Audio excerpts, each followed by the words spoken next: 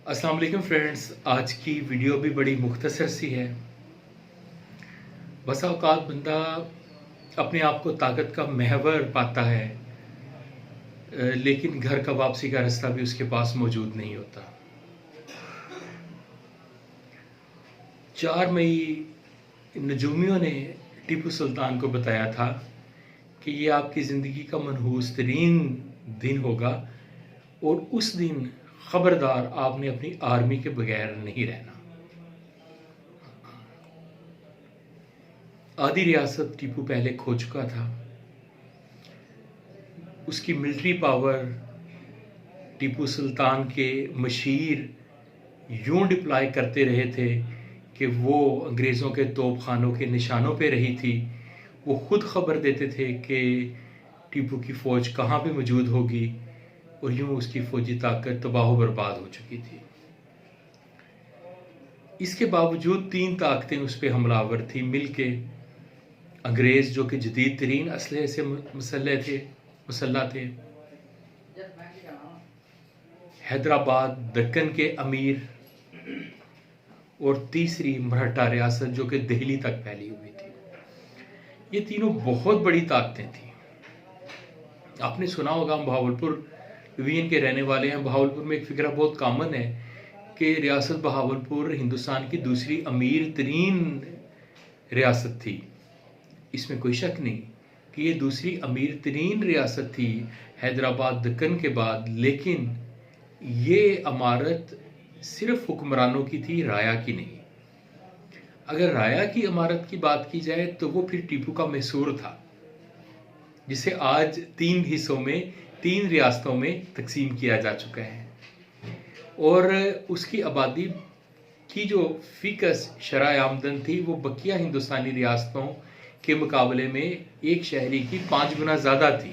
यानी उसकी वजह वहाँ की सनत व हरफत, वहाँ की टेक्सटाइल, वहाँ के मसाला जात और इस किस्म की बहुत सारी चीज़ें थी जो कि एक्सपोर्ट होती थी। तो जिस वक्त ये ताकतें हमलावर हुई तो टीपू को खबर पहुंची 4 मई को कि मरकज़ी दरवाजे के बाहर उसका बाइतमाद साथी जो तोपखाने का कमांडर था वो शहीद हो गया। टीपू बेसाख्ता तौर पे अपने चंद साथियों के साथ सादा लिबास में बाहर निकला और उससे पहले मीर सादिक और उसका एक हिंदू हमनवा वो गेट से मुहाफ़िज़ हटा चुके थे और तनख्वाह देने के बहाने उन्हें अंदर एक जगह पे इकट्ठा किए हुए थे। टीपू जिसे वो वक़्त बाहर निकला तो उसे पता चल गया कि एक जाल है, लेकिन जिस वक़्त वो वापस पलटा तो गेट के दरवाजे अंदर टीपू के जो कभी गुलाम थे लेकिन अब मीर सादिक के साथी थे, उन्होंने बंद कर दिए। वो मैसूर का जो आज की पाकिस्तान से भी बड़ी रियासत थी, ममलकत खुदादाद, जिसके नाम पे रियासत बहावलपुर बाद में रखी गई, जिसके नाम पे पाकिस्तान को ममलकत खुदादाद पाकिस्तान कहा गया। ममलकत खुदादाद मैसूर का हाकम अपने किले के अंदर ही नहीं जा सकता था, दरवाजे बंद हो चुके थे। वो मुट्ठी भर चंद सिपाहियों के साथ था। तो वही वो मशहूर वाक़या है कि जिस वक़्त वो लड़ रहा था तो उसके साथियों ने में से एक ने कहा कि आप इनको बता दीजिए कि आप कौन हैं। तो उसी वक्त उसने वो अपने साथी से कहा था कि शेर की एक दिन की ज़िंदगी गिद्दड़ की 100 साला ज़िंदगी से बेहतर है। तो जिस वक्त वो गिर चुका था तो एक अंग्रेज़ अफसर, लालची अफसर ने हीरे की उसके जेवर, जो उसके जेब तन था कमर पे, उसे खींचना चाहा तो आगे से उसने तलवार मारी और जिस्म का एक हिस्सा अंग्रेज़ का कट गया। उसी अंग्रेज़ की गोली टीपू के सर पे लगी और टीपू की शहादत हुई। जब ये खबर अंदर फैली, मुहाफ़िज़ीन को पता चल गया कि मीर सादिक ने उन्हें धोखे से अंदर बुलाया है, वो दिलो जान से टीपू पे फिदा थे। तो उसी 4 तारीख को, जिस तारीख को टीपू की शहादत हुई थी, उसी 4 मई को मीर सादिक को भी जहन्नम वासिल कर दिया गया। आप जिंदगी की जितनी भी मिसालें, तारीखी मिसालें देखेंगे, आप देखेंगे कि स्टोरीज रिपीट होती हैं। मैंने देखा है कि पाकिस्तान से मैसूर की रियासत की स्टोरी बहुत मुशाबे है। हमारा विंग आज़ाद हो चुका है, एक अलग हो चुका है, हमसे सेपरेट हो चुका है। मशरकी पाकिस्तान, क्यों ना हम उस तौर पे रह पाए जिस तौर पे यूनाइटेड किंगडम है, जिसका स्कॉटलैंड, आयरलैंड, इंग्लैंड, ये सब अलग अलग हिस्से अपनी जगह पे वजूद भी रखते हैं और मुश्तरका भी इकट्ठे भी हैं एक हिसाब से, सिवाय शुमाली आयरलैंड के। इन तमाम तरह हालात में ना सबसे बड़ी जिम्मेदारी जो आयद होती है वो हम वकला पे है कि मुल्क का जो हिस्सा बच गया है इसे कामयाबी और कामरानी की मंजिलों तक पहुंचाए। गैर मुल्की ताकतें हमलावर हैं, हमसायों से अच्छे तल्लुकात नहीं है, मुल्क में सूरत हाल नज़्म नसक की अबतर है।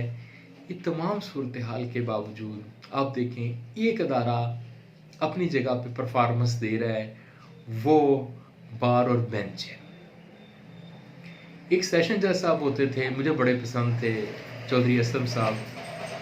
हम जब वकालत में आए तो गुजरांवाला से तलक रखते थे, तो इन्होंने मुझे एक मिसाल दी थी। उन्होंने कहा था कि अब्बास आप यूँ देखें, हम उस दिनों भी स्टूडेंट होके भी गुफ्तगू शनीद करने का हक महफूज रखते थे और हमारी गुफ्तगू को इसलिए पसंद किया जाता था कि ये लॉ की बेस पे होती थी। आज आप किसी सीनियर के साथ बैठें, आप यही सुनेंगे मैं, वो अपनी मैं करेगा बकरी की मानिंद। आप उससे कुछ नॉलेज हासिल कर सकें या वो उसकी बात में नॉलेज झल के और आपकी वो कहते हैं ना कि आप तक पहुंच सके इल्म, ऐसा नहीं है। सिर्फ हम मैं ही सुनेंगे, तो वो हमारा मैं ना आज है उस तौर पे ना कभी था। तो उन्होंने कहा कि अब्बास देखें, माशरा मुर्दा है तो जुडिशरी भी इसका एक हिस्सा है। लेकिन आप किसी कसाई की बुचर शॉप पे जाए, आप देखेंगे कि एक बकरा कसाई ने टांगा होगा जिसमें जान नहीं है, लेकिन उसी बकरे की एक रग के साथ उसने उस बकरे को टांगा होगा। जहां उस बकरे में जान नहीं है, उस रग में भी जान नहीं है। लेकिन अगर वो रग जो उसके जिस्म का हिस्सा है इसे अलग कर दिया जाए तो ये धड़ाम से बकरा नीचे गिरेगा, बॉडी इसकी। तो ये तने मुर्दा है सोसाइटी, वो जो रग है ये जुडिशरी है। ये जैसी भी है, ये है इसी डेड माशरे का हिस्सा, इसी डेड सोसाइटी का हिस्सा। लेकिन अगर जिस दिन इसे गिराया गया तो ये पूरे की पूरी सोसाइटी कोलैप्स हो जाएगी। तो यही सूरत हाल है।